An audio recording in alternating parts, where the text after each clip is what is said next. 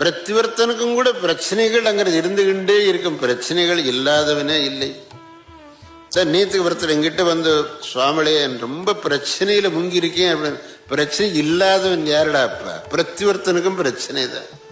மேல உட்கார்ந்து இருக்கிறவங்கிட்டேந்து ஒரு சாதாரணமானவன் வரைக்கும் பிரச்சனைகள் இருக்கத்தான் செய்யும். ஆனா பிரச்சனைகள் இருக்குங்கிறதுக்கு அவனுடைய கடமையை நிறுத்தினியானாக்கே ரொம்ப தப்பிதம் ஆயிடும். எவ்வளவு பிரச்சனைகள் இருந்தாலும் உனக்கு கடமைங்கிறது ஒன்று உண்டு, அந்த கடமையை நீ நிறைவேற்றத்தான் வேணும். ஏதோ பிரச்சனை வந்திருக்கேங்கிறதுக்காக என்னுடைய கடமை நான் செய்ய மாட்டேன் அப்படின்னு உட்கார்ந்தியானாக்க அது பெரிய தப்பிதம் ஆயிடும். பிரச்சனைகள் இருக்கும், அதனால் உன் கடமையை நிறுத்தாது. உன் கடமையை ஒழுங்கா செய்யணும், கர்த்தவியத்தை ஒழுங்கா செய்யணும். ஆனா அதோட நீ பகவானை பிரார்த்தனை செய். உன்னுடைய கர்த்தவியத்தையும் செய்து பகவான்